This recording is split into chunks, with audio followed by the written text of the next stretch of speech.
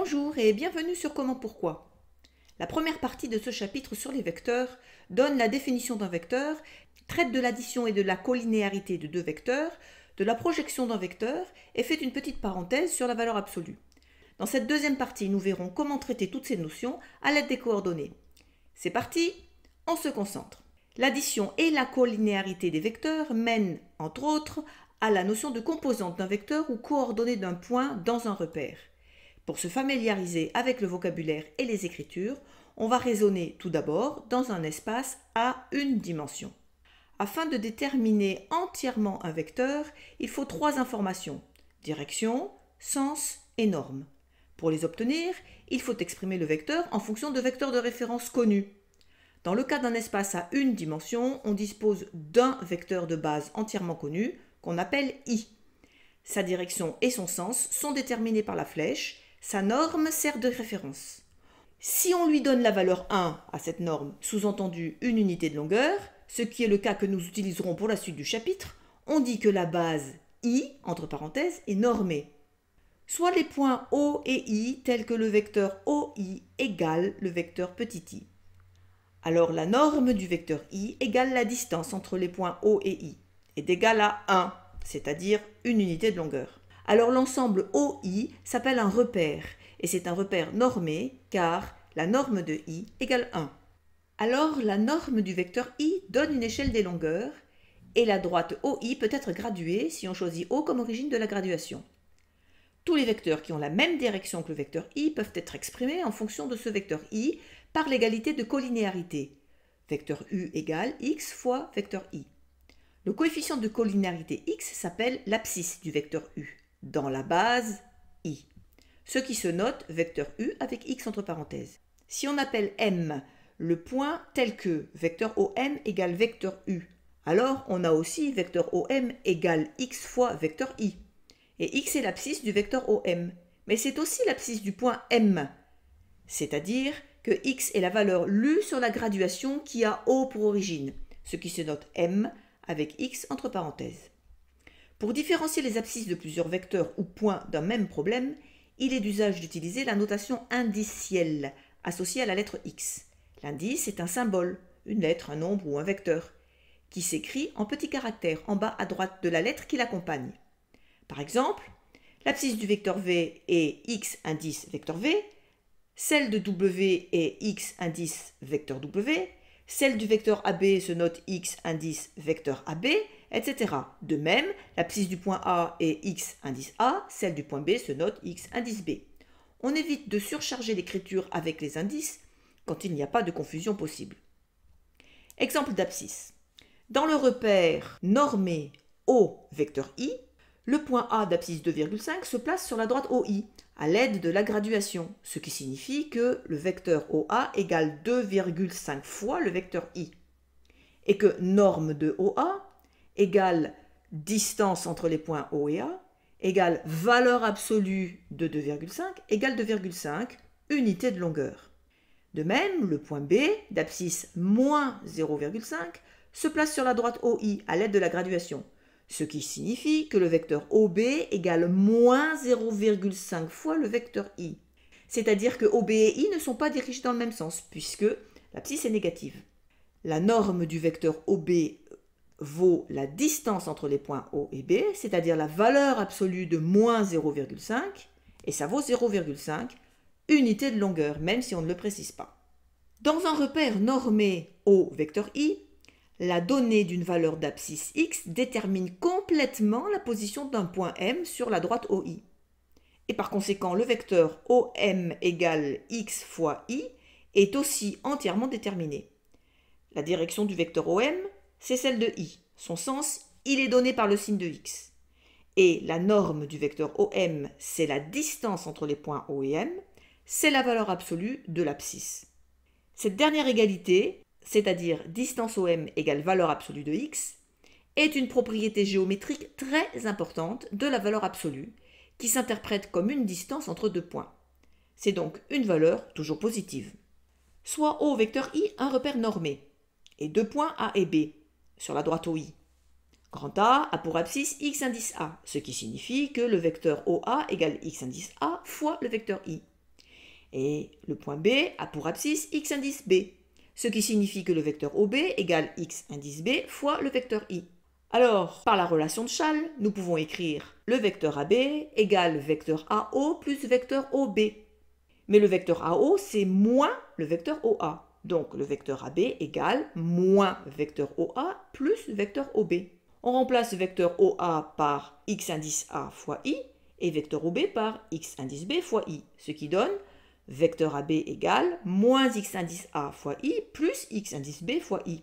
On peut mettre le vecteur I en facteur, ce qui donne le vecteur AB égale x indice B moins x indice A fois I. L'abscisse du vecteur AB est x indice B moins x indice A. Ce qui se note, vecteur AB avec x indice B moins x indice A entre parenthèses. On en déduit alors l'expression de la distance entre les points A et B. La distance entre les points A et B, c'est la norme du vecteur AB, c'est-à-dire la valeur absolue de l'abscisse de ce vecteur. C'est la valeur absolue de x indice B moins x indice A. Et bien sûr, exprimée en unité de longueur. Valeur absolue et distance sur un axe sont des notions intimement liées. Premier exemple. Soit A, un point d'abscisse 3,2 et B, un point d'abscisse 2,8. Alors, le vecteur AB a pour abscisse xb moins xa, c'est-à-dire 2,8 moins 3,2, ce qui fait moins 0,4. On peut donc écrire que le vecteur AB égale moins 0,4 fois le vecteur I. L'abscisse du vecteur AB est moins 0,4. Le signe moins signifie que le vecteur AB n'a pas le même sens que I. La distance entre les points A et B est donnée par la norme du vecteur AB, à savoir la valeur absolue de son abscisse, c'est-à-dire valeur absolue de moins 0,4, et ce qui vaut 0,4 fois l'unité de longueur donnée par la distance OI. Deuxième exemple, soit A un point d'abscisse moins 0,8 et B un point d'abscisse 2,2. Alors, le vecteur AB a pour abscisse xb moins xa et 2,2 moins 0,8, ça vaut 3. Donc l'abscisse du vecteur AB est 3. Le signe plus signifie que le vecteur AB a le même sens que I. On a donc vecteur AB égale 3 fois le vecteur I. La distance entre les points A et B est donnée par la norme du vecteur AB, c'est-à-dire la valeur absolue de son abscisse. Et valeur absolue de 3, ça fait 3. Donc la distance AB, c'est 3 fois l'unité de longueur donnée par la distance OI, qui est la référence de ce système. L'espace à 2 dimensions est celui le plus utilisé. Dans le cas d'un espace à 2 dimensions, on dispose de 2 vecteurs, ici appelés U et V, indépendants, c'est-à-dire non collinéaires. Et ces 2 vecteurs forment une base de référence pour tous les vecteurs coplanaires avec U et V, c'est-à-dire qui appartiennent au même plan. En fixant une origine commune, un point O, au vecteur U et au vecteur V, on obtient alors un repère qu'on nomme O,U,V. Alors, n'importe quel vecteur de ce plan, repéré par U et V, qu'on appelle W par exemple, peut être exprimé en fonction des vecteurs de base. En effet, on va appeler W indice 1 le projeté de W sur la droite porté par U parallèlement à V, et on a un vecteur collinaire à U. Ici, on va noter vecteur W1 égale A fois vecteur U, et dans cet exemple, A est négatif, car W indice 1 et U sont de sens contraire. Et on appelle W indice 2 le projeté de W sur la droite porté par V parallèlement à U. Et on obtient un vecteur W2 collinéaire au vecteur V. On note W2 égale B fois le vecteur V. On peut alors écrire vecteur W égale vecteur W1 plus vecteur W2. Et si on appelle P le point tel que le vecteur OP égale le vecteur W, on a alors vecteur OP égale A fois vecteur U plus B fois vecteur V. Il existe une seule possibilité d'additionner 2 vecteurs collinéaires respectivement à chaque vecteur de base pour obtenir un vecteur donné du plan. Cette addition s'appelle une combinaison linéaire des vecteurs de base. S'il existe 2 réels A et B, tels que le vecteur OP égale A fois vecteur U plus B fois vecteur V, alors on dit que A et B sont les composantes du vecteur OP dans la base U, V. Et cela se note, vecteur OP, A, point virgule B, entre parenthèses. Et par conséquent, On dit aussi que A et B sont les coordonnées du point P dans le repère O, vecteur U, vecteur V. Et cela se note P avec entre parenthèses A, point virgule B. Si les vecteurs de base ont la même norme qui sert d'unité de longueur, alors on dit que la base est normée. Si de plus les vecteurs sont portés par des droites perpendiculaires, on dit que les vecteurs sont orthogonaux. La base est alors orthonormée. On a pour habitude d'appeler les vecteurs d'une base orthonormée vecteur I et vecteur J. Si le point O est l'origine commune aux deux vecteurs de base, le repère O, I, J est orthonormé. Les droites OI et OJ peuvent être graduées. Il est d'usage de ne pas indiquer tous ces renseignements sur la représentation d'un repère orthonormé, car un certain nombre sont redondants. Dans un premier temps, la valeur 0 de chacun des deux axes se situe au même point, leur intersection, le point O. Il n'est pas nécessaire de l'indiquer. Sur chacun des deux axes, si on sait situer la valeur 0 et la valeur 1, il n'est pas nécessaire d'en indiquer plus. Pour indiquer la valeur 1, une seule de ces trois informations suffit. Les vecteurs de base, ou la position des points I et J, ou la position de la valeur 1 de la graduation. Dans un repère orthonormé, soit un vecteur U. Il existe une combinaison linéaire unique du vecteur I et du vecteur J, noté x fois I plus y fois J, qui est égal à ce vecteur U. X fois le vecteur I est le projeté orthogonal du vecteur U sur la direction portée par le vecteur I. X fois le vecteur I est collinéaire à I. Et Y fois le vecteur J est collinéaire à J. X est l'abscisse du vecteur U et Y est l'ordonnée du vecteur U, ce qui se note vecteur U avec entre parenthèses X, point virgule, Y. Ou encore vecteur U avec entre parenthèses et en colonne X, Y. Cela peut aussi s'exprimer comme suit. Pour aller du point de départ au point d'arrivée de U, cela nécessite un déplacement de X fois dans la direction de I, suivi de Y fois dans la direction du vecteur J. Dans cet exemple, X et Y sont tous les deux positifs. Ici, X et Y sont tous les deux négatifs. Là, X est positif et Y est négatif.